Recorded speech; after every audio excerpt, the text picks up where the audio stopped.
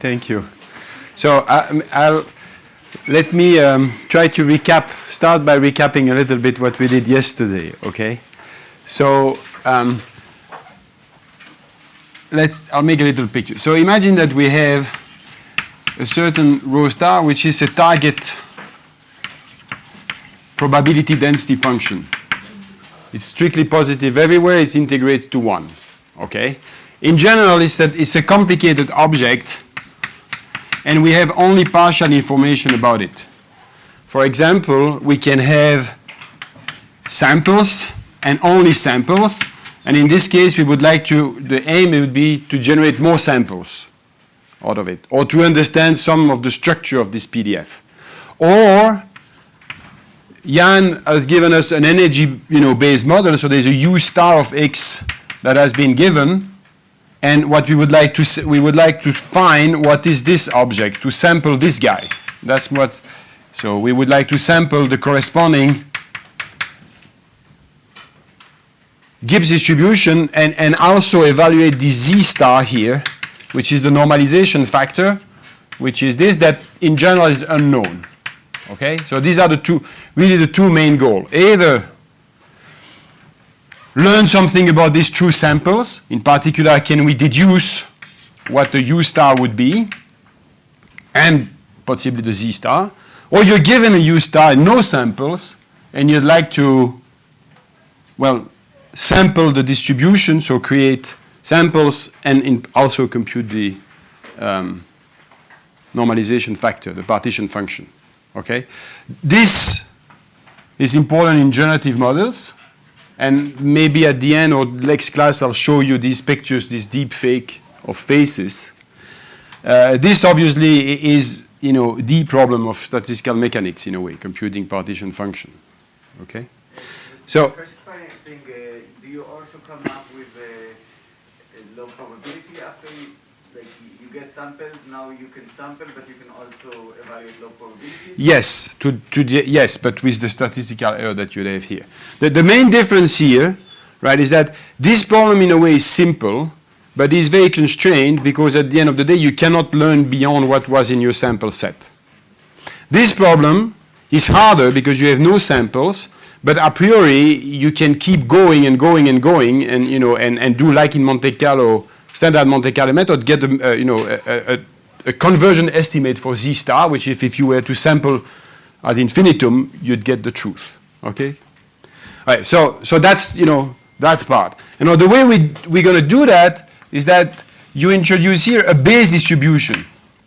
So that's a Bayes PDF, and that one is simple. So that you assume that you know everything about it.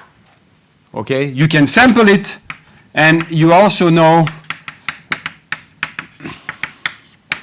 So you can also write it like that, but you know this, you know everything. Think uniform if omega is the torus or any closed or compact set, or think Gaussian in the case where you have RD. Okay. And now the way we're gonna do that is in fact by trying to learn a connection between these two, which is that we're gonna try to essentially learn a row of T, right? Which will be such that what we would like to have is that this guy here is T equals 0, and this one here is a row of T equal 1. Okay? And so we're going to try to learn this connection, and we're going to learn it in a very specific way, which is that we're going to say that this is the push forward of a flow. Right? And so what does that mean? It means, so I'll write it here. Okay, in fact, I can write it above. It means that we're going to think about rho of t as being the push forward by an x of t of rho 0, where this x of t is such that x dot is equal to vt of xt, and we start at x at time t equals 0. So this depends on x, these guys. It's a flow, as I explained yesterday, right? And so what we're going to try to, we're going to think about this density here, this rho t, as being the push forward, say, of rho 0, which, right, that guy, the one that is here, by this flow, and we're going to try to learn this flow, or equivalently to learn this velocity field, in such a way that if you start here, you land there. Okay? Equivalently, we could do the opposite, which is that we could start here and go backward and say that rho of t is the push backward by another flow of rho star. In fact, that's what we did yesterday. Okay? So let me explain a little bit what does that mean. So again, how do we want to do this? At the end of the day, what we want to solve is a boundary value problem, which is that we want to find this flow, which is such that if this flow needs to be such that if I draw sample from rho b, and I push them forward by the flow all the way to time t equal 1, I need to get sample from rho star. Conversely, I could have the backward flow where if I have sample from rho star, and then I push them backward, they will give me sample from rho b. Once I have these flows, I can read them backward and forward, so I can take these samples to push them here, but use the flow which is there to get new samples. And, okay, so that's what we're going to play with, right? And the way we're going to play with that is that this is easy to solve as an initial value problem, right? If I give myself a v. And so the only thing, and we're going to always do this, we're going to either say, okay, I assume that I know something about this. I give myself this guy, and then I'm going to optimize an objective which guarantees that the push forward at time t equal 1 is rho star. Or I'll do it the other way. Okay? So let's write this down. One possibility to do this is to say, okay, let's write it, is we're going to do a minimization, and I'll write two things. One is this guy,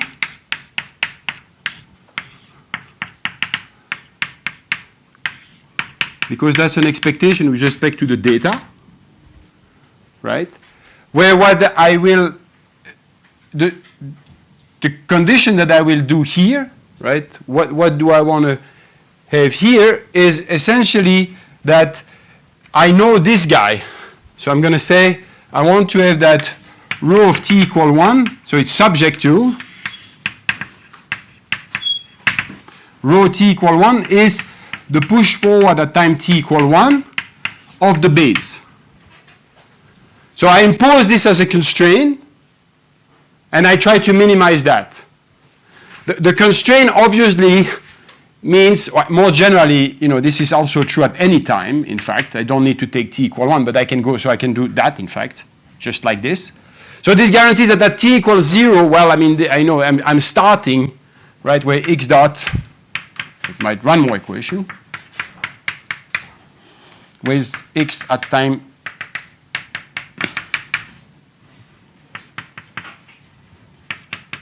so one minimization problem is this one.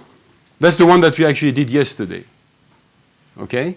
Which is, so let me repeat, right? I'm imposing this, I'm saying I'm going to try to construct a flow which start at rho b, will push things towards rho t, and then I'm going to use this objective to make sure that I can drag rho t equal 1 towards rho star. Because the minimizer, if I minimize this, right, I need to have rho t equal 1 equal rho star. So that's constructing the connection kind of this way, right? And why is it useful to think about that like that? Is because if you expand this object, we'll do that in a second, right? If you expand this object, the only thing that matters, in fact, in this DKL is, this term, so the log of that guy, we take in with expectation of rho star. So that's something that I can, right? Instead of minimizing this, right, I can change the problem and simply minimize minus the log of rho t equal 1x, rho star x. If I do that, I have, lost the baseline. Here I knew that the minimum was equal to 0. Here I no longer know what is the minimum value, right? Because I have eliminated the constant, which is the integral of log rho star rho star. I don't need it to do the minimization or we don't need it to do the minimization, since at the end of the day, what we are doing is the minimization with respect to V. Okay? Can I ask a question? Yeah. So what do we require of the flow in terms of properties? Because I imagine there can be many flows which will give you... So that's a good point. We'll discuss that in the context of SBM in a minute. For the moment, we don't require anything. We just want to find one. So we want to find a transport plan which is not necessarily optimal. Thinking if I have one, the concept of optimal transport, right, is mathematically interesting. It's quite elegant. It may have certain properties that make that this flow is better than other. But a priori, for the problem that I'm setting myself to do here, I don't need that, right? In the sense that if I minimize this, right, if I manage to find a flow that guarantees that, what I will have by definition is that samples, if you take here, so you will have by definition that if at the minimizer, if x is a sample from row B, x at time t equal 1 of x is a sample from row star, and that, which is what I want. Okay? Right, so that's the one that we did yesterday. Okay? Now, yeah. So for this to work, do we need the base and the target probability spaces to have the same topology? Yes. So what I said yesterday, right? I'm working with densities. Okay. If it's more complicated, if you have distribution that would be materially singular, particularly, you need this to make sense to begin with, right? So that's an whole area. That's a different topic. And typically, this connects, in terms of optimal transport, this connects to Monte, the original formulation in a way, where you have a transport plan, but not to Kantorovich, where you introduce a connection by looking at the product space. Okay? But let's stick with this, right? So on an abstract level, like offered in, say, neural networks or something like that, you have some neural network and you try to minimize some objective and you take gradients for the neural networks. Here, the optimization problem would be more complicated because internally you're going to have to also optimize over this kind of process that involves some integration of figuring out what is. Yeah, so let me write this down. So what I'm gonna, because I think maybe yesterday I went a little bit fast with the optimization part. So let me look at the dual problem of this, okay, which is the one that you would like to do for sample. So this one is easy, right? If you have sample from row star, because then I can just use them to, I think it's clear to everyone that if I have samples, I can evaluate this guy empirically using the explicit expression for that guy that I'll give you in a second. I gave it to you yesterday, right? But I could, there is something else that I could, if I don't have samples, but this is not a good starting point because I cannot compute this expectation, right? But I can do the other way, which is I could do this. So I can minimize the log. And now what do I do? Well, you say, you take the row B x here, which is the base. You say at t equals 0, I want to have that. You put the row B of x dx like this, right? And now, you go the other way, which is, so using the notation that I had yesterday, you say row t needs to put, it's going to be the push backward, but it's in fact the same. You do this, right, where this guy satisfy. So it's really, it's a bit of a mouthful, this equation, because this notation, because at the end of the day, right, I'm just now going backward. I'm saying I start at time t equal 1 to be x, and that's the row style, and I'm pushing it backward to that, all to the way to row 0, and I want the two to be the same. Okay? And let me, if you work a little bit on this, you can, so there's you can eliminate the quantity which is here, because it's the same as that, it's a constant. It doesn't have to be No, t is going backward, right?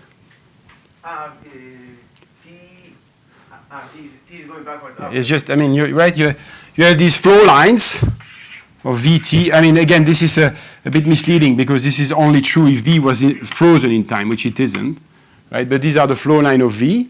And if if I'm on this guy, I can actually go, if this is 0, I can take t to be positive like that. But I can also, imagine that this is t equal 1 and then, move at, the t which was less than 1, right? This is, that doesn't, this is, so that's what down there. You can solve, that's the advantage to having an ODE. I mean, you can solve it in either way, okay? Now, I did the little calculation yesterday. I'm not going to redo it. But it turns out, so what if you, so, in order to make this problem explicit, right? So, this minimization problem, at the end of the day, is a minimization problem over Vt, okay? So if I want to make this problem explicit, I need to express rho of t equals 0 in terms of the information that I have on the final condition here and the push backward by the flow. Okay? It was the same way that I did it here. It turns out that if you do that, and I'll write it maybe there, what you end up having is this minimization problem. Okay, let me try.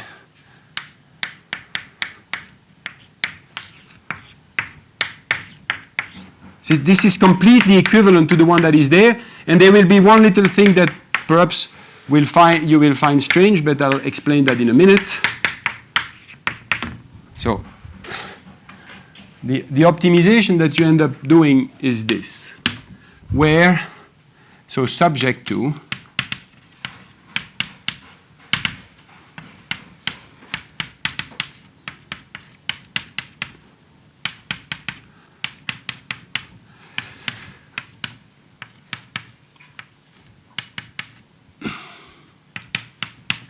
okay, so this problem is completely equivalent to doing this minimization.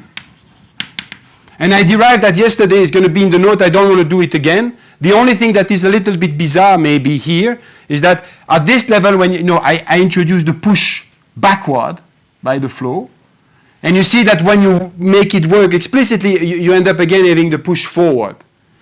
And that is because is this duality between observable and probability density, which is that the push forward by the flow is actually, so when you push forward by the flow like this, what you're actually doing is taking samples and pushing them into the other distribution. But if I want to make an explicit expression for this guy, I need to look at its pre-image. Okay? And conversely, there I was going the other way, so I was starting from rho star to go to rho b. But if I want to have an expression for rho star, then I need to look at the pre-image that at that level was the x. That's there. So this is the minimization problem that we need to do. Okay? And in going from there to there, what I've done is I've eliminated the constant coming from here. And then there's another constant that I eliminated. I use the fact that when you express this guy, I use the fact that I know that this quantity is z star minus 1 times e to the minus u star. And when you take the log, there is a log of z star that is not important because it's again a constant, and the only thing that remains is the u star. So this minimization problem is the one that you can do in this case. You know that. That's all I need to know. Okay? And of course, I also need to be able to sample from this. Right? So I want to maybe spend a little bit of time explaining this minimization here, because I want to convince you that in fact you care about this minimization more generally than in the problem that I'm discussing here. Yeah. So here, I guess I can think of it like I sample an element from the base distribution, and then I try to minimize two things. one is like the distance that it's going to go, and the second is or like not exactly the distance, I guess like along the path, the distortion along the path that it's going to take, and then the base distribution that. So the expression that is obtained here, right? Why is it expressed like that? Is that this is a log, as you should think about this in exponential.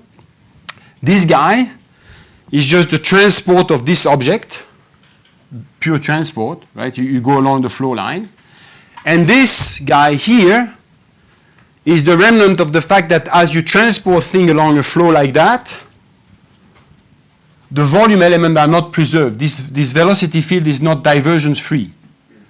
And so there's a Jacobian that you need to take into account because things can expand or contract.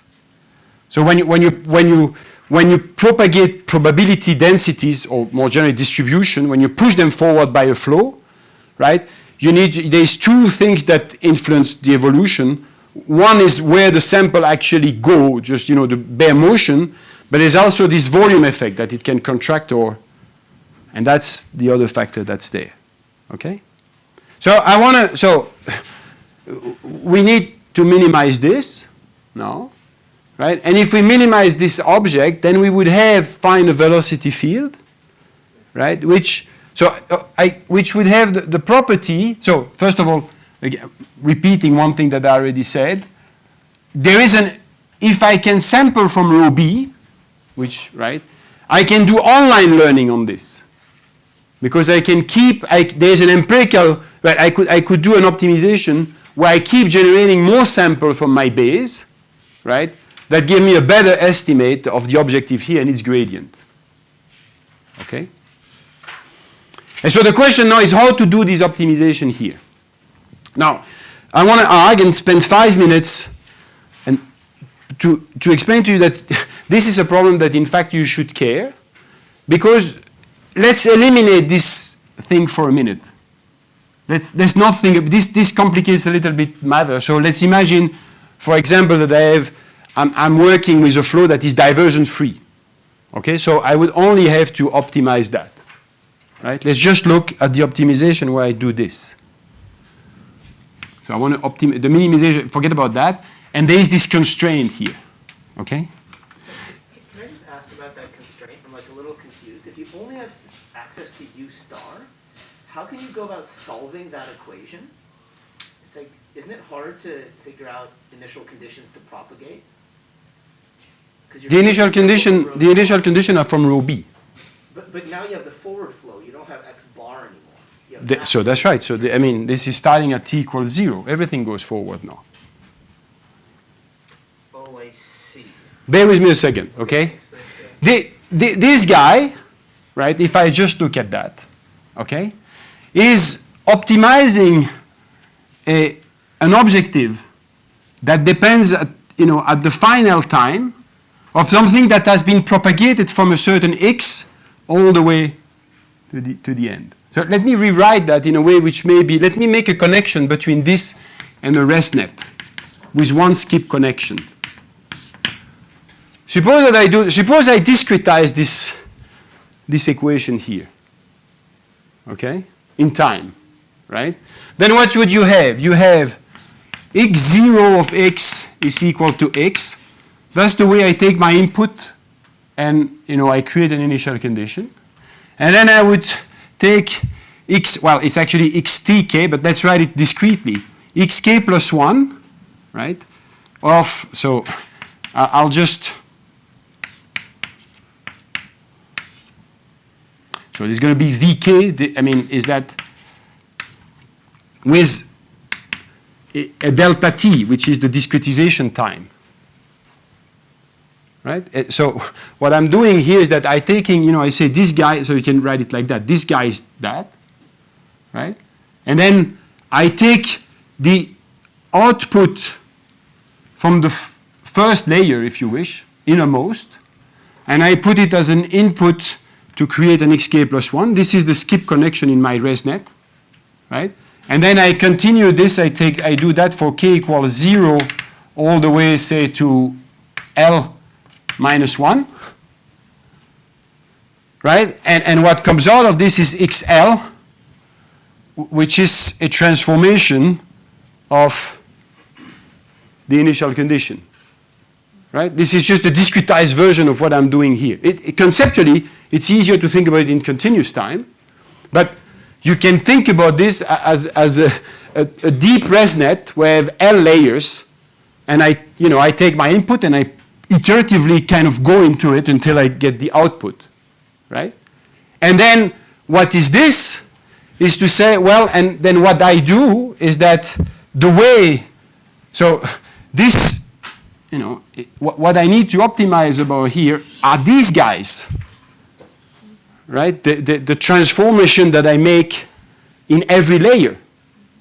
And so what you should really think about this guy as being, this is a function that depends on V0 all the way to VL minus 1, right? It's a function of x, but I'm writing the functional dependency, if you wish, okay? And what is really being done there is to say, my objective, I just take a loss that depends on this. So I take a function, or some function of this guy. That's what this is, right? My f is u star, so maybe I can just write it as being, u star, and then there's an expectation over b, and I want to minimize that.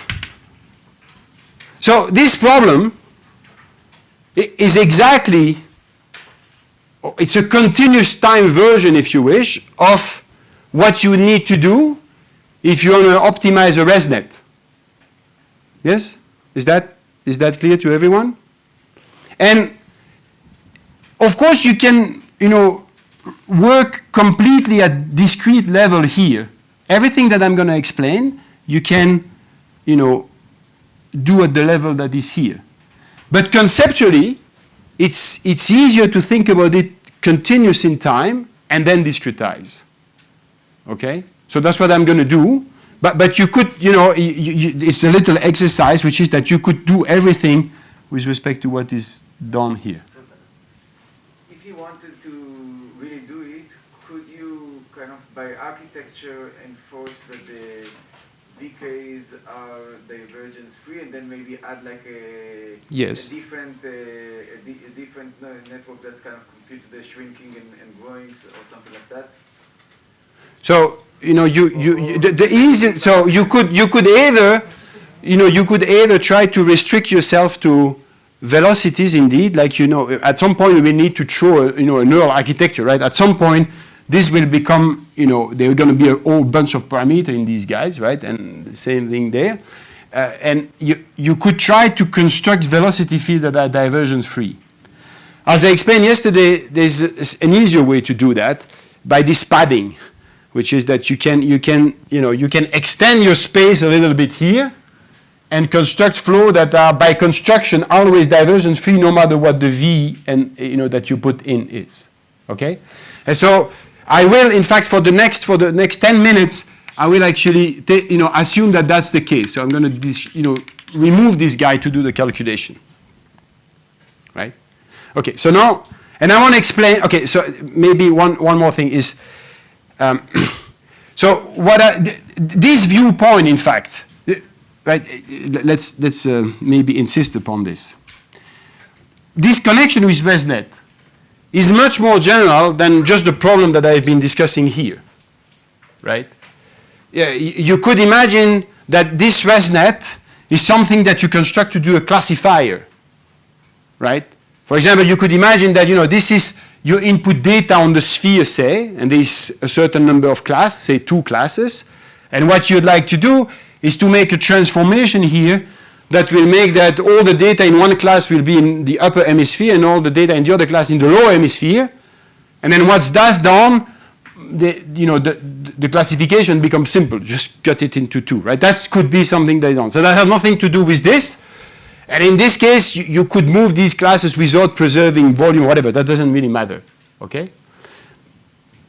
And so on. I want to focus just on this case there, but, okay? And this duality between ResNet that I expressed like that and this time-continuous version of it is what's been referred to as neural ODE. right? Which is this viewpoint that you can think about the depth in a network as being something which is continuous, okay, through discretization, right?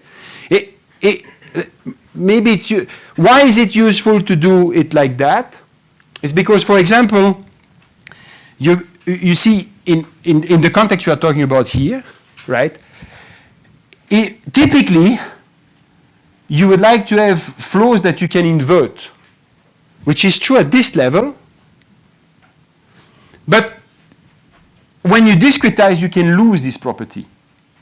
Okay? And so this is a little bit what Michael Jordan was telling you.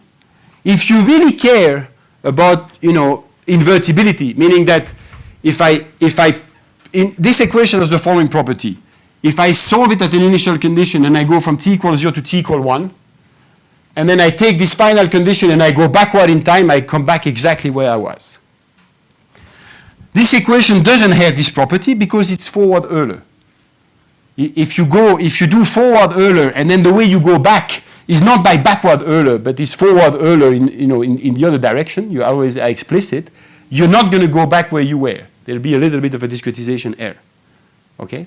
But now, once you think about this from this viewpoint, you say, well, there's many ways I could do a better integrator for this equation. I could use Runge-Kutta, I could use, symplectic integrators, anything that is better and that will have better property. For example, if you care about, invertibility, you could do, this guy. That guy has the property that it's symmetric. You see that guy is symmetric with respect to k going one way or k going the other way. Okay? And so all of this structure, right, if you think discrete, it's hard to find it because it's much easier to see this kind of structure at continuous time level. Differentiation is really useful at the end of the day, right? It's like, the fact that the world is continuous helps for many things. Okay, so now, because since I've motivated that, let me Could you briefly remind what was the padding about? The padding is this. Suppose I want to have, I want to sample from, I lost there's plenty of them. Okay, so suppose I want to sample from rho star, say, right? I could, I could do this. Let's imagine, it is one padding. I'm going to, double the space. Instead of looking at x that is in omega, I'll look at xy that's in, omega cross omega. Right? I'll do that. Yes? And then, now I have a flow in this dual space. But I can, here is a flow that I can write down.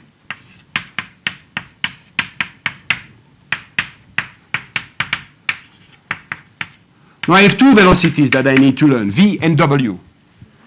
But you do things in a way where the v depends only on y and the w depends and the w depends only on x, right? So if you look at the divergence here is what? It's dx of vy, right, plus dy of wx, and so it's equal to 0. Okay? This is, I think, in the literature, neural literature is what's called nice. Maybe people know that better than me. There's another way you could do it, which is, what are they called? These real MVP, thank you. Which is you could do this with a padding like that, or in fact without a padding, you could add this guy and then take something which is like this, and then do this. The Jacobian of these flows is easy to calculate, right? Because they are linear flows in y given x and in x given y. Then, right? There's another one which is maybe more familiar to physicists, which is you could do the padding, which is doing this. So this is in RD, right? Where you do, this one is it's a bit difficult to find out what would be the mass that you put there. So, but in this case, you could do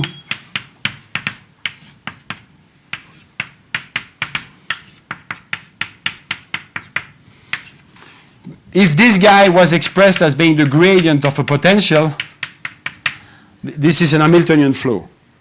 It's also divergence free, right? If you want to add something which would be, you could, why not? Right? You could add a term like that. Then what's the divergence here of the flow?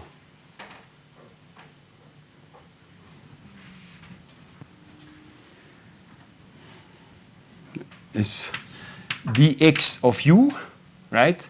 It's a dot actually, plus du of Vx minus gamma u. So this doesn't contribute, this doesn't contribute, and you have du of that, and so it's minus d, where d is the dimension, times gamma. Simple Jacobian. Okay? In all of these cases, this term will not be there. Yes? Is it a restriction of the architecture to get rid of this term? So does it make the architecture less expressive? That's a very good question, and there's not so many results about that, actually. I know a few papers. I think Alden Lee, if I remember correctly, has a paper where it actually shows that the previous one, for certain log concave distribution, has universal approximation properties. Right, the one that the one which was x dot is equal to a v of y dot is equal to w. But these are quite complicated questions in general. So and they are fairly open. Okay, this one, the original one, right, has in principle. I mean, if v has universal approximation property, then you can represent whatever you want by the argument that I said yesterday. By reducing to the Poisson equation. We know that there exists, in this class, we know that there exists a V that achieves the minimum, right? But this is more constrained, so because I've, introduced more structure into the flow. Okay. Okay, so that was the padding. But so let's keep the padding in mind and just allow me, right, for 5 minutes to eliminate that guy. And just think about this minimization. Okay, so this is a constrained minimization problem that I need to do, right? In a minute, so in practice, what we will need to do is parameterize V. We need to solve V in a parametric class, and we're going to throw a neural network. But maybe for clarity, let's imagine that I just do functional derivative. I just want to write the equation that I would have to solve for V if I want to, just minimize this object. Okay, and so there was a discussion after the class yesterday because this leads to confusion, which is what is the difficulty? So if I think about this object here, right, I think that as a loss, which is a loss on V, functional loss. If I want to do gradient descent, right, to optimal, or if I want to write, so what do I need? The condition for optimality will be that I need to solve this equation. For every t and every x, this needs to be equal to 0. That's first order optimality condition, okay? And typically, this would be the basis of your gradient descent because you're going to relax upon this by, doing steps of gradient descent. So I need to calculate this, right? Now, the difficulty into calculating this is that there's a v, there's an x. And clearly, if you take variation over v, you will take variation over x, right? And so if I go this way, there is something else that I need to try to understand, and that is, how does this quantity, what's that? Right? Because if I want to take the functional derivative, think derivative if you, right? If I want to take the derivative with respect to v of this objective function, right? Well, if this guy is not there, it looks like there is no v, there's only x. Of course, that's an illusion because x depends on v, and so you need to use the chain rule, which is to take the derivative of this with respect to x, and then the derivative of that with respect to v. Right? Let me write it.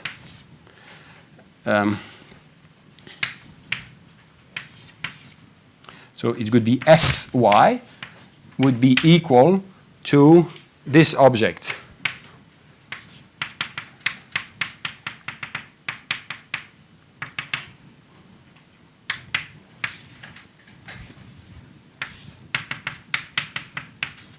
rho B. This is just chain rule, right? And so I would need to know what that is. Okay? Now, you don't want to do it this way. And the reason why you don't want to do it this way is a practical one, right? So let's imagine that I parameterize V. Then I don't need to take the derivative with the full V, I just need to take the derivative with respect to the parameters. But the parameter space will be all the parameters in my neural network. Okay? Now X, on the other hand, is a vector that has the dimension of my input space, RD. Right? X is in RD or TD. So this means that this object here, right, even if I parameterize V, would be a matrix that has one dimension is D, which is the input space, and the other dimension is all the parameters in my network. It's a monster. You don't want to do that. But then, okay, so what do we do? And I'll try to do it. So you don't do it like that. You use a trick, which is simply the trick of the Lagrange multiplier. And I'm sure that you have all seen Lagrange multiplier, right? Let me make, this is, suppose I want to, let's write as if it was finite dimensional. Suppose I want to minimize this, and then imagine that there's a, subject to, I don't know, g of x is equal to v. I want to minimize that guy over v and x with this constraint. Subject to, right? Instead of, it can be difficult to impose. In this case, it's not difficult because I could solve this guy in v and put v equals g of x. But more generally, you could think about something which is like that. Then it becomes a bit harder. So how do you do this minimization? You do an extended Lagrangian. You do this, right? You minimize this object, okay? And let's call that an E lambda. It's extended by this lambda. The optimality condition, now in this level you can treat everybody as independent. So you do this, E. I assume everybody is familiar with this.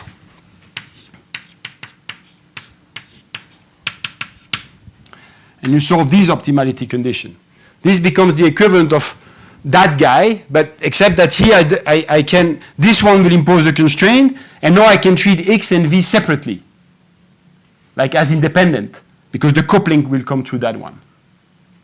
Okay, Lagrange multiplier, right? So, this might be a dumb question, but these conditions are for a critical point, not necessarily for a minimum. Like, isn't it possible that the minimum is reached when g of xv is negative and lambda is like, positive infinity or something?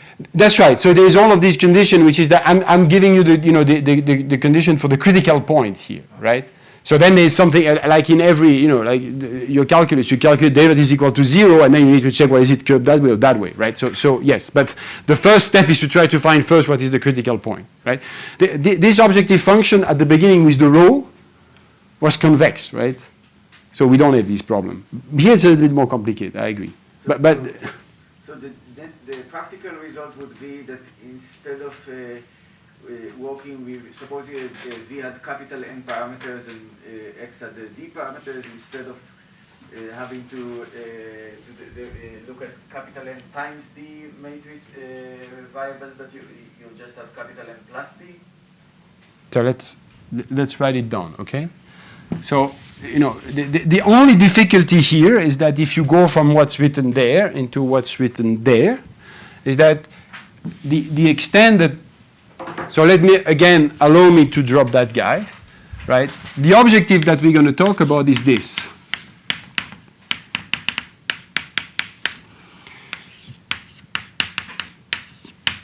And then, right, I need to add the constraint, and the constraint is this. I changed the notation with respect to yesterday, but it's to have the Lagrange multiplier as lambda, okay?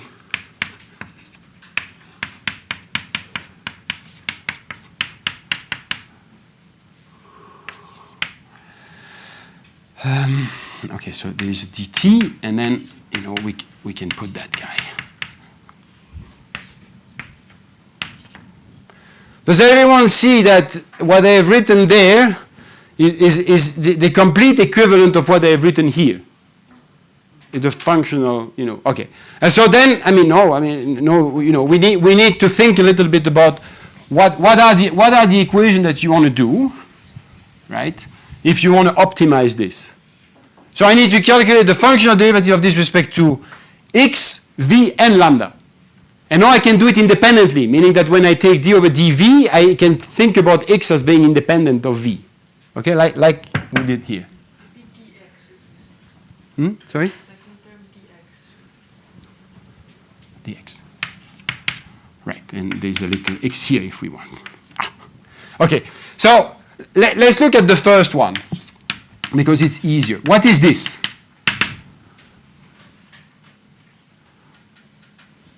Well, it just picks this guy times that, but I can forget about that one because it's positive. So this says that I need to satisfy this. This is one condition for optimality. Okay? And that one, in fact, I know that I want to have it at xt equals 0 equal x. That constraint was easy to do. So I'm happy by taking, if this condition of optimality just give me back the constraint that I wanted to impose. Okay. Now, there's another one, which is now I can do d over dx.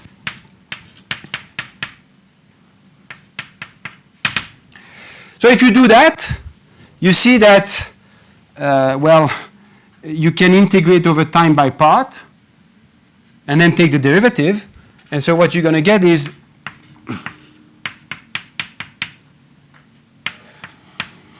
okay, if you have done that long enough, this is the transpose of that matrix where the entries is that this is row column, okay, times lambda t of x, right? You have that. And then there is nothing else. There is this guy, right? But that guy is at t equal 1, so this is equal to 0. But in order to do this, if you compute the variation, right, if you do the first variation, I had to do an integration by part because I needed to write this as being some things times dx, not dx dot. So I had to take an integration by part, right? And when you do the integration by part, you get a boundary term, okay?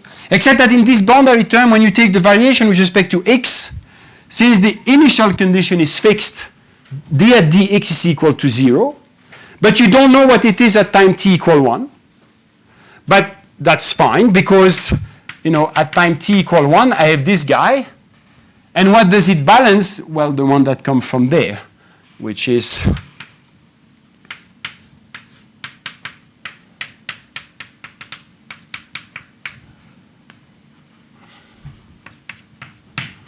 so this is something, this is an ODE that you need to solve forward, right? In principle, with this initial condition. This is an equation that you need to solve backward from this final condition. Okay? And now of course there is one more now, which is what's the actual, the d over the dvt of x. Right? But that one is actually kind of easy because at this level, you see that if you do d over dvt, what you simply get is minus lambda t of x. Right, so this is the only term, in fact, times rho b, but this one you could again, I eliminate each time the rho b because they're all, you need to solve this. These are the conditions for optimality. Right? d over dv, the only term I pick is this guy. d over dv, so it's proportional to lambda. I see there's no other v. Clearly, it'd be a bit of a mess if there was this term, because then there would be one more. That's why I've neglected it for simplicity. But these are the conditions for optimality. Here they are, right? It's,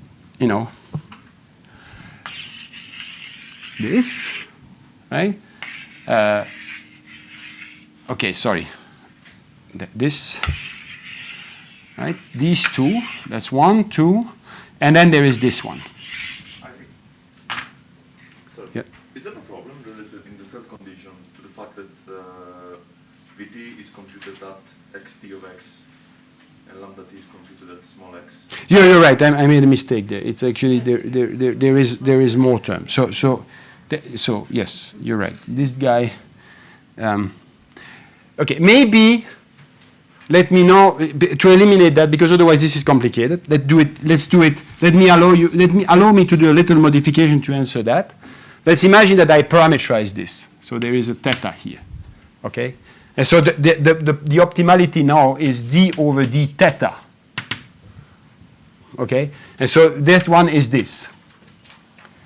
Thank you. In fact, that was a mistake. So now it's just this times d theta of vt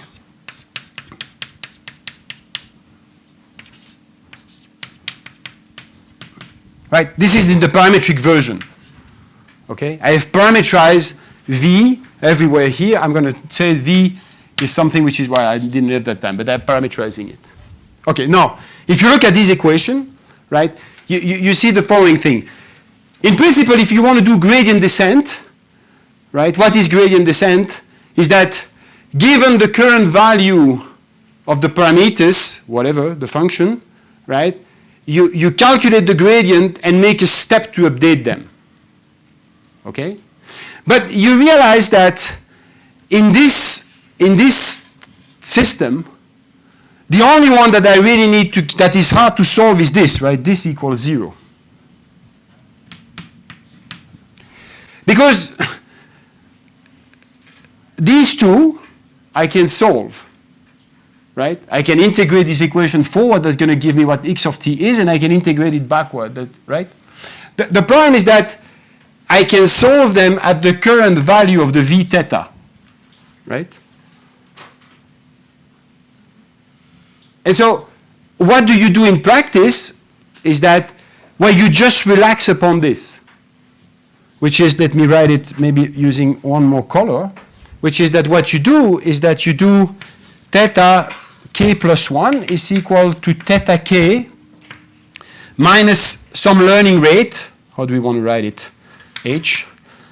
I think probably people use eta. D over d theta of your loss, right, which is the guy that's there. This quantity here is this, right, that you evaluate also at theta k. Okay? And you need to repeat, so you want to repeat this for k equals 0, 1, blah, blah, blah. So that's your gradient descent, right? And how do you do the gradient descent? Well, I need to calculate this guy. How do I calculate that guy? Well, given the current value of the parameters, I integrate this equation and that equation with the current theta k. That gives me the value that I need to use here. That gives me the lambda at that theta k, the x that corresponds to this theta k, the v at that theta k. So I have this object explicitly, make one step, repeat. So can you repeat again, what was the issue with taking the derivative with respect to v? It's a functional derivative where it has it's not evaluated at the right point. So you can write it down, but it's okay. So you need to do right there. So you need to do. Let's write it like that. It's a v. The t will not be a problem, but let's write that, right? And here what you have inside is this object, and then there is the rho star of x. So there is this integral. In fact, there was the lambda. I need to write. Sorry, let me write everything.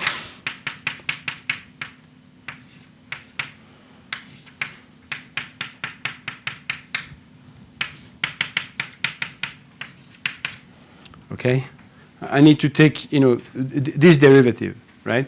And you see that when this guy hits this, there is no theta. This was the case, right?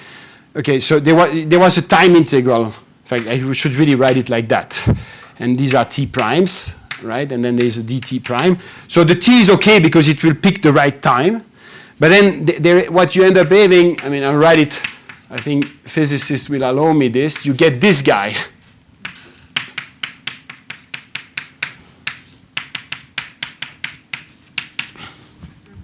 There's a Dirac there that you pick. And so, Base, right? This is the integral with respect to row base, not row star. Right? Rho base, sorry, yes. Thank you. I'm just doing this mistake to see if you're following. So you need to do that, and then this you can, you can change variable and get the gradient, right? And as you can see here, I cannot neglect the row B, right? So that's what makes it more complicated. So you could do that. At the end of the day, since we will simply use this. Now in practice, of course, you need an integrator for this and you need an integrator for that. But in some sense, you can put whatever you want, right? Because the idea, so if you, again, there's another little thing that if you think ResNet, it looks like there is a V for every T, which is every layer that you need to learn. But here, you're really learning, when I say V theta, right, it's a parameterization of this function that is from 0, 1 cross, well, T, omega to RD. You're not parameterizing layer by layer. You're doing it globally. Why do you want to do that like that? Is because this way, you can now evaluate your VTX at any T, any X between 0, 1. So you can, you can use any integrator you want here. You can change the time step. You can, whatever you want, you need to do to get the precision that you want. Okay? It's not necessary to do. You could also do it. You could also discretize everything in time to begin with and get your L layers and do everything at discrete level. You would just get then, you would get the discretized version of the adjoint and whatever you need to have here, which would be the discretized version of this integral. There's a dt here that's missing, right? Can I ask about that last integral? Are you saying that the minimum value of that is equal to 0? Like you said, treat that as a loss and try to minimize it. This is not the loss. This is the loss. But this is the gradient of the loss. Oh, I see. I understand. Okay. Yeah. Okay? Mm-hmm. So that's how you would proceed. Yes? Are we? Okay. Yes? Like, is this in fact general of this problem, which you have some sort of ODE-like constraints in which you can, by reparameterizing the flow, just really reduce it to something that you can do in the center? Yes. It's totally. So in other words, I'm discussing this problem, but if what you're interested in, and I'm not saying anything that is not out there already, right? But I'm not claiming any. It's not new. But if you want to train a ResNet and you want to use the neural ODE, this is what you would need to do. Okay? It's just that, and this is not a criticism at all, is that if I try to read a neural ODE paper, and this is maybe, it's very difficult for me because it's written, if you come from, you have a bit of background in optimization, and these things are discussed in a very different way. So for me, it's clearer to present things this way. And this is in the neural ODE paper, but it's buried in a way that I have a hard time to recognize. So, I realize this is a community thing. It could be that you find this completely obscure, right? So that's that. Okay, so now, there's one thing, because there's many moving pieces here, right? So this, of course, is what you would do if I was to use the population loss. But of course, first of all, there's this guy you need to account for. That's one more term in this equation. This guy makes one more term here, and then there's another term there, right? But there's another issue, which is I don't have access to this population loss. So I need to do some sampling of the loss. But the way... You do know, Mm-hmm. if you have PB, you know everything about PB, right? Yeah, but the fact that you know everything doesn't, suppose rho B is a Gaussian, for example. This is a Gaussian integral, but of a function here of x that is very complicated, right? And so the way, in practice, the way you would do it is that you draw sample from rho B. Now, the only difference here with respect to, so if you replace this guy, the star by a B, this guy by the backward flow, and this by rho star, it's exactly the problem we discussed yesterday, right? In the problem we discussed yesterday, you're stuck with the samples that are given to you from rho star, okay? And so you will be able to optimize that. You can do many epochs, but the optimum that you will have will typically be, only as good as the sample size that you have, and that means that in that case you better you better regularize your problem one way, or do early stopping, or do something, because otherwise what's going to happen is that the objectives actually degenerate, because what you're learning in fact is not a density, it's something which is it's just a sum of Dirac at the data. In this case it's actually easier. Well, you can sample from row B continuously, so you can do online learning, right? Meaning that you don't need to do many epochs. You can keep refreshing your batch with a new batch all the time. Okay? So this is really stochastic optimization. Who has heard about Robin Monroe stochastic optimization? Right? So you don't need to, so you can make this algorithm converge. In other words, you can remove completely the statistical error because you can draw more and more samples if you need. Okay? So, right. Okay, now how can you do that? So, how can you do this for sampling? I promised a little bit of sampling. Yeah? Sorry, just one question about the regularization. How would you regularize the flow? What? That is a complicated question, right?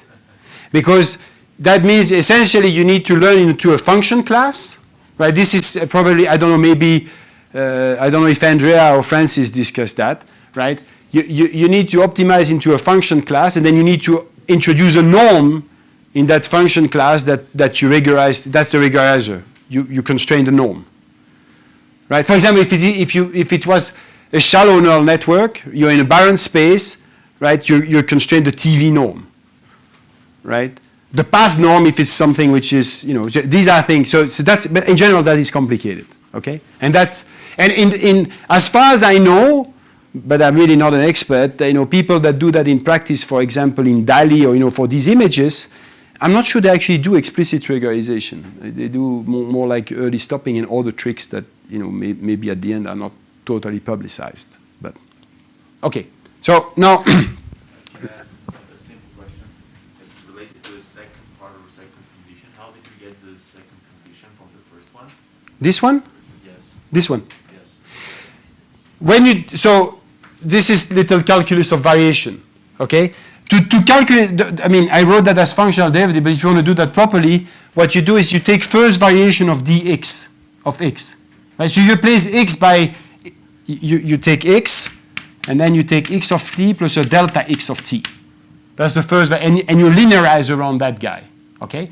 And then you say the condition for optimality, first order condition, is that for any dx, I need to get 0. That's how you pull the thing out of the integral. But if you do that here, you see that you're going to get a dx from here, dx times the grain of v, that is actually that term, right? But here you're not going to get, you get dx dot. There's a time derivative on that guy. Then you're doing integration by part, and when you do the integration by part, you get this guy, right? But there's a boundary term, because this dx, there is no variation here. Dx is 0 there, because I have imposed, but it's free at the other end. But it's not completely free, because there's this guy that's coming there, and so the variation of that is a term which is at t equal 1, which is exactly the one that you need to compensate that one. So you get this final condition, okay? You'll have to check the signs. but I think it's like that, right? Okay, so now let's move on. I don't even remember when I started and how much time I have. Sorry. Okay. So we started a little bit late, right? Okay. Thank you. Okay, so now let's think. So I need to switch gear a little bit for a minute and try to do sampling. So and there's, when you do, okay, so sampling is what? Is I want to, and it's actually interesting to discuss that for a minute, which is that when you do Monte Carlo sampling, right, what you want to do is to calculate either probabilities or expectations, okay? The aim is that, given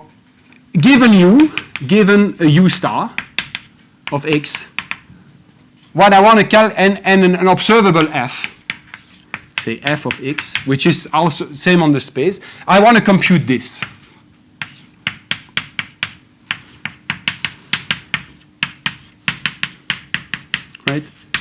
Jan has come to us and I said, this is my energy-based model, right? Compute expectation.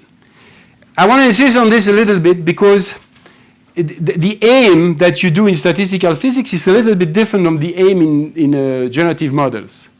Because in generative models, people want to create samples, like images, for example. Okay? From the viewpoint of statistical mechanics, it's a bit of a strange aim, because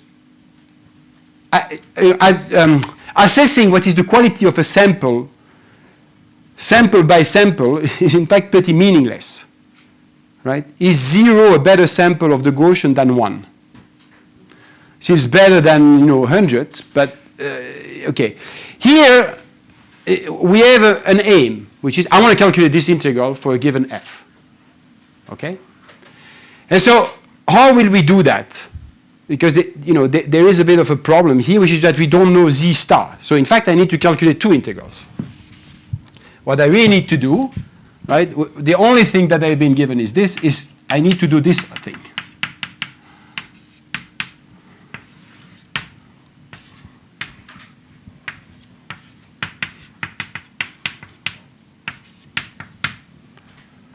Okay? So what we're going to do is that so this is the I could write it like that, is the expectation with respect to star of f at the end of the day. So when you do Monte Carlo, there's essentially two methods basic method that you can use. One is importance sampling, and the other one is Markov chain Monte Carlo. For example, is Metropolis Hastings. I'm not going to discuss the second. I'll discuss the first, but let me tell you what the second is. What is Markov chain Monte Carlo? Is essentially you create a Markov chain which is such that its equilibrium distribution is the target. And then you do a time average along this time series, and that gives you this. Okay, that's Markov chain Monte Carlo. And it seems a little bit bizarre that it's easier to construct a chain that does that than to create sample directly. But that's the work of Metropolis Hastings, which is that you can do proposal and correct them, and it actually works. Okay, not going to discuss that because it will drag me maybe too long. The other way you do it is via what's called importance sampling. So importance sampling is actually quite simple. So I'll write it. I'm going to focus just on getting this. This is z star. So let's calculate z star. Okay? So there is like, in probability, if you're working with densities that are everywhere positive, there is a little trick that you can use, like this is this magic trick, which is that instead of drawing from one distribution, I can draw from another distribution and correct. Okay? And so you notice that I can write that. Z star is the integral over omega of e to the minus u star x dx. And then if I have a rho b that's everywhere positive, right? We assume that, this guy is strictly positive. I can do this.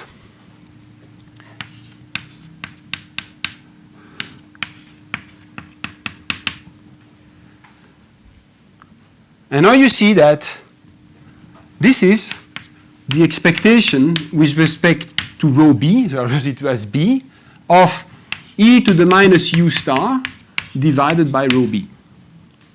So if I have access to rho b, I can calculate that. If I could also rewrite it slightly, if I could also write the following thing, if we is that the same as this.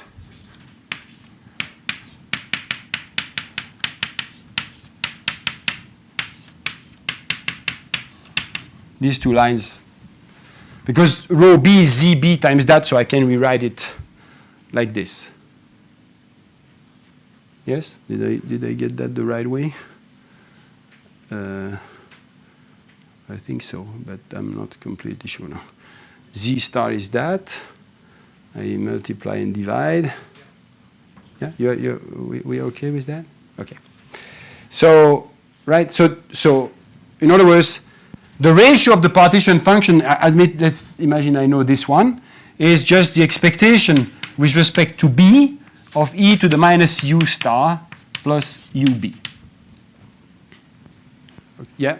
So why happens if there's a spontaneous breaking of a symmetry that you assume? So in other words, so you have some samples, but you don't know the topology of the target, and your guess for the best base function is wrong. So is this bound to get? So bear with me, okay? We're not going to do this. So bear with me. Even if you assume that everything, if you don't have the problem that you say, let's imagine that we can think that we're in RD, but even we're in the torus, right? But let's think about RD for a minute. Let's imagine that these densities are, both of them are strictly positive, so there is no problem as you discussed. You just have that. Nobody would ever use this. And there is a reason for it, which is that you can ask, what is the variance of this estimator? Right? So if this means I can, here's the estimator. You'd say, I'm going to estimate that, right, as being the limit. So let's try to think about that like that. And it's the sum from I equal 1 up to n, 1 over n, of e to the minus u star. Right? This is an estimator, right? Meaning the estimator would be to use this at finite n, where the xi are just sampled from rho b. That's a way to estimate this guy. By the law of large number, they converge to one another, right? But you may want to ask, okay, but what will be the variance of this estimator, right? Which is, what's the error that I'm making? And if you want to calculate what is the error, well, you need to calculate what is the expectation of the square of this, right? And so what you end up having to do is you need to calculate this. U star.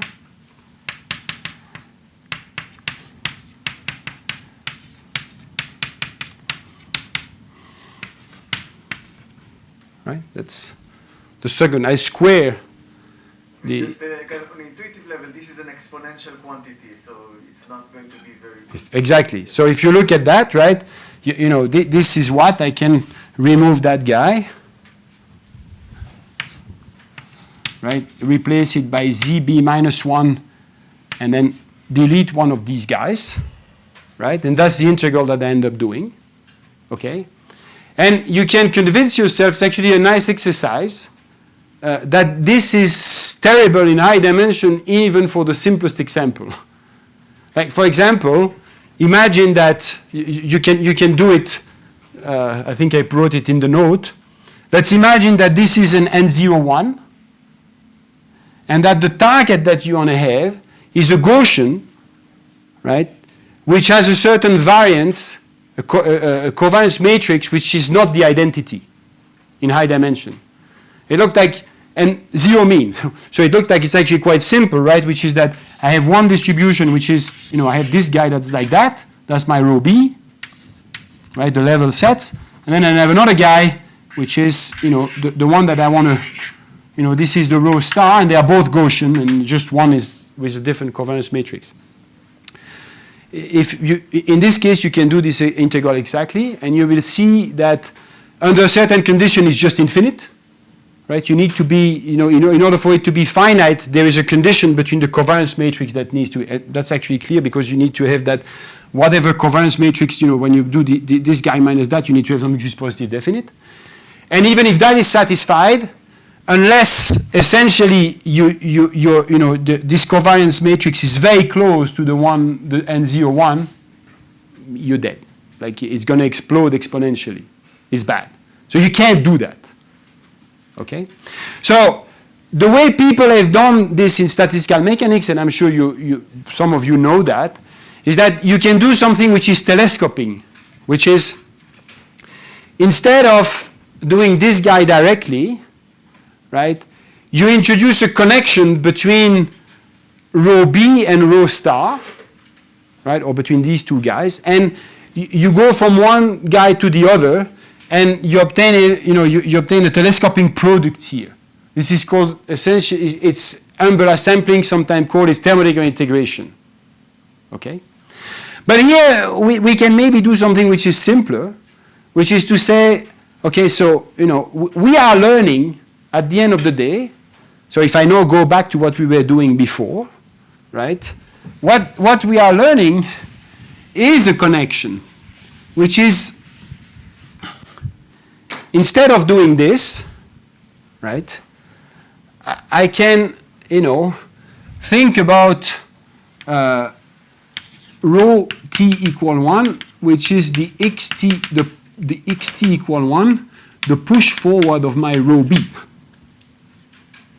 That's what we have learned with the objective function that was over there, right? That's what we are trying to learn. Yes? And if I have learned the velocity field, I have complex access to this, so this is explicit. Yes, you can give it, in fact, it's the guy which is, yes, I'll write that in a minute. So instead of doing this, what you could try to do is just to do that.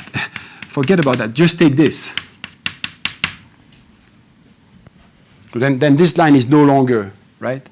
This line is no longer like that. I mean, because, so I'll write, I think what you end up, but I'm not, you end up having something here. I'll have to check that, but I think what you end up having here is, it could be that it's the inverse of that, but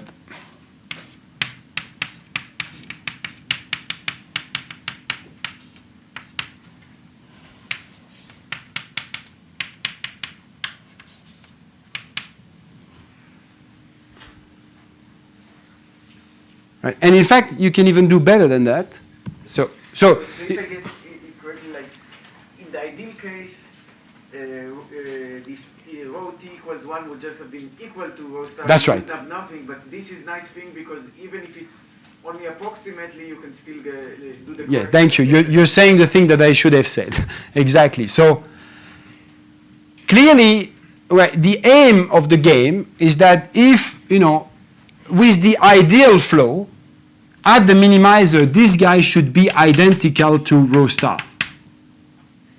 Okay?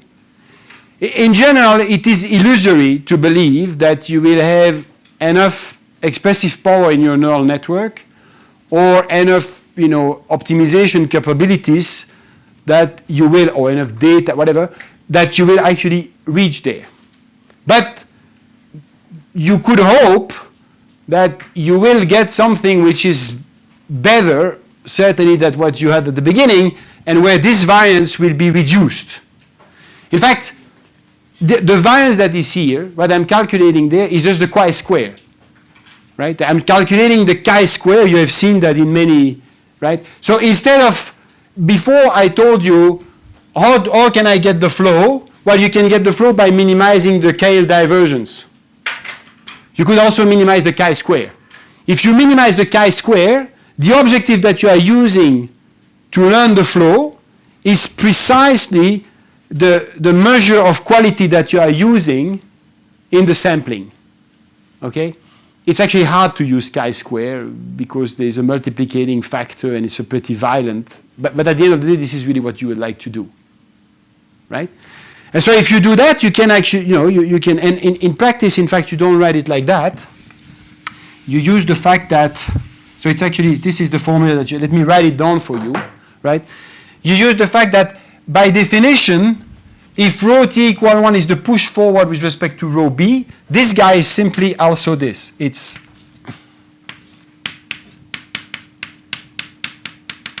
this is what I'm writing here is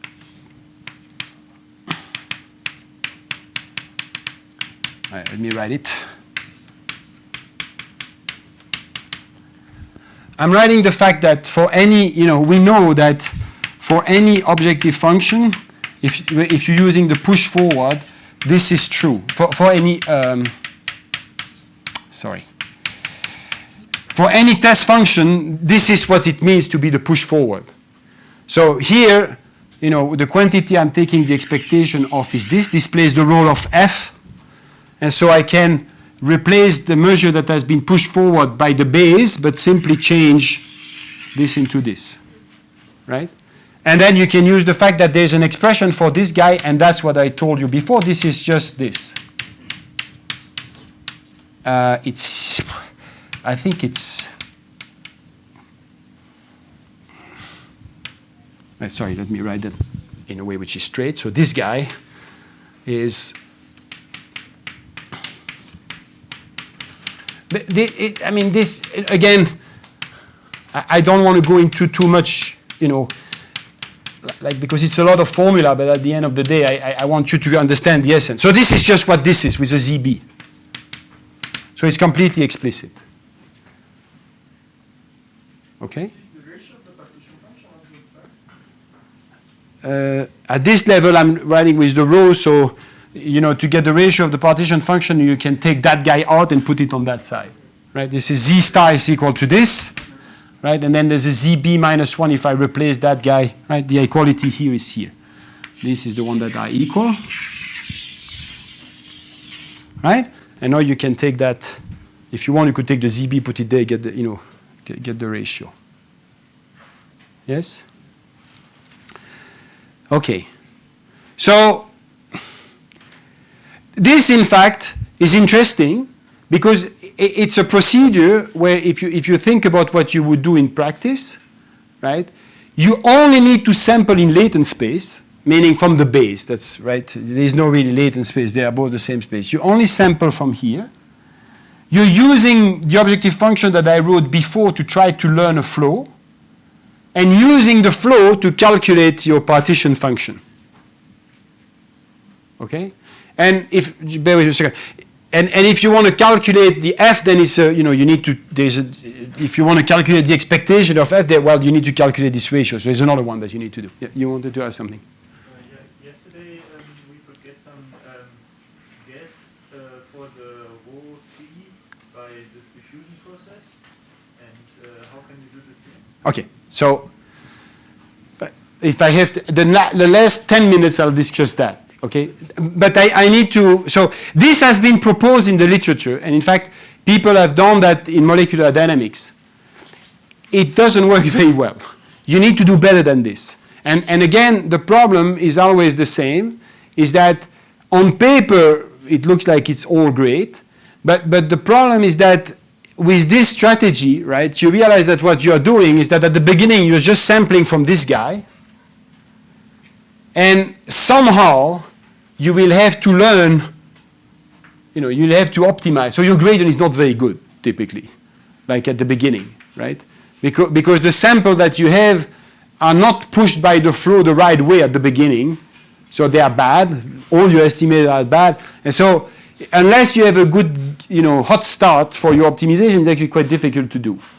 And so there are other strategies that I can give you reference to that use not this, but rather Markov chain Monte Carlo that allow to somehow bypass that, though there's no free lunch. At the end of the day, the bottom line is that if you don't know anything about your target, it's hard.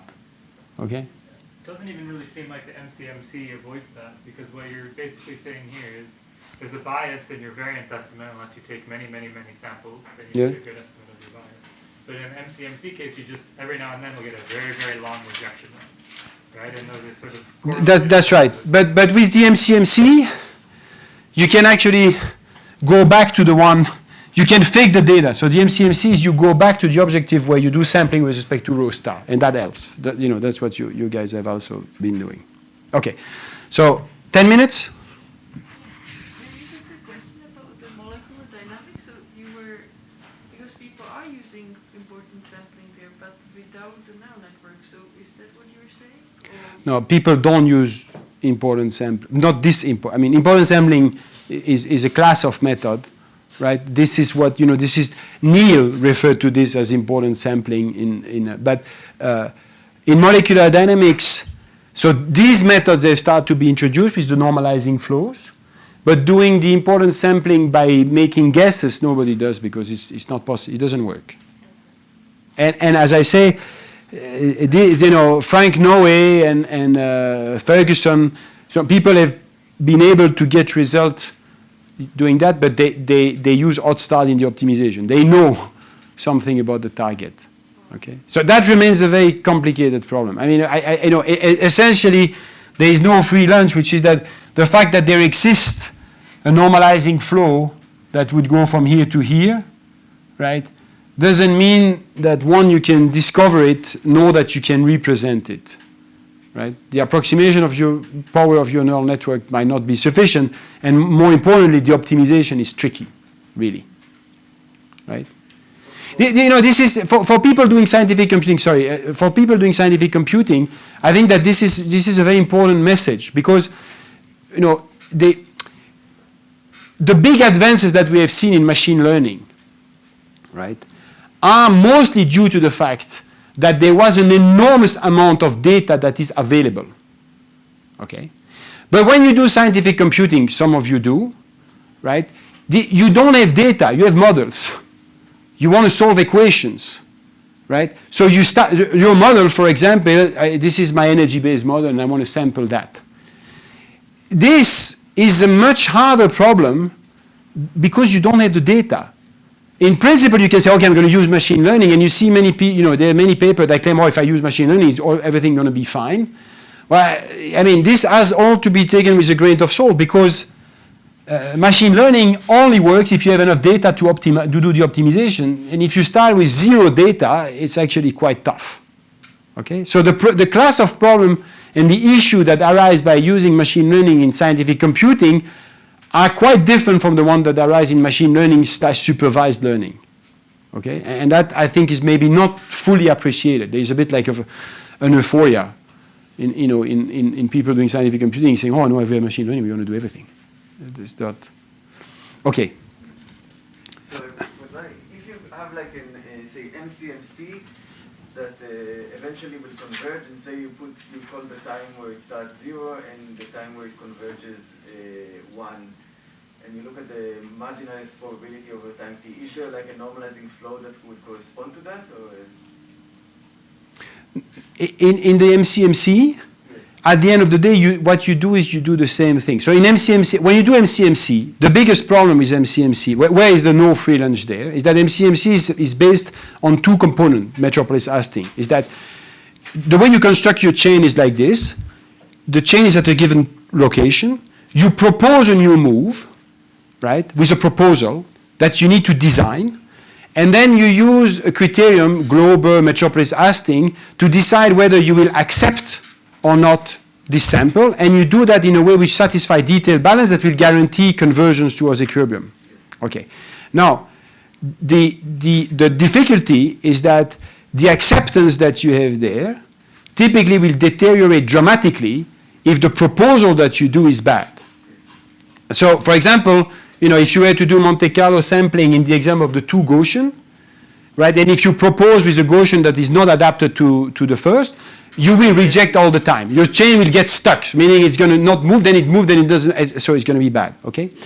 Right, so what you would like to do here is, again, to use this guy here, not to do this, but to use it as a proposal move. You're trying to learn better proposal that will be, you know, accepted. And the advantage of these techniques, right, as this one actually, is that as long, I mean, as long as you can guarantee either that the estimate has finite variance, or that the chain has, you know, finite correlation time or something, you know, some convergent property, these methods are consistent, right? Of course, this is an illusion. It just tells you if you wait long enough, they will converge. It could be that in practice, you're there until the end of time and it doesn't converge. But the idea is really that you do better proposal, and then if you do Monte Carlo, what the advantage of the metropolis hashing Monte Carlo is that then you can play games, which is that you can use your favorite Monte Carlo sampler, say, you know, Mala, metropolis adjusted Langevin algorithm, and then you combine that with that. For a while you do one, for the other one you do, and then you know, do tricks like that. Or any other, like, you know, replica exchange, whatever is your best metropolis hashing, as long as there's a proposal somewhere there, you say, oh, I'm going to try to do a little bit better with that, from time to time, to see if it, and in practice, actually, it works reasonably well, that. There's a sort of complementarity behavior between those two types of MCMC algorithms. This flow one is like a global update, right? Every proposal is sort of uncorrelated. You make a new proposal and the chain just from sampling the space distribution. And that can help you mix between modes, for example. But if like a diffusive process like Mala or HMP is used, you might have trouble going from modes, but we'll explore those modes, like individual modes efficiently. So if you can balance them, it's sort of maybe a nice property. So, Lenka, do you still, or everybody is tired? Do I still have 5 minutes, or we need to discuss normalizing the score-based diffusion another time? I don't know where we are at the time, in fact. 5 minutes, 10 minutes, no minutes. What do you think? You guys are the boss, so. Yeah, I don't know. I see that you're not very hot, so we can stop here. Like we can discuss score-based diffusion later or at the break. It's up to you. Yeah. Like the sampling with score-based diffusion, or Score-based diffusion is elaborating on what I said yesterday. You need samples to do score-based diffusion. So it's not sampling. It's going back, in fact, to the problem I discussed yesterday, maybe elaborating a little bit. okay, so so no sampling. No sampling with that, no. In this case, But then it's Yeah. also stopping. Okay.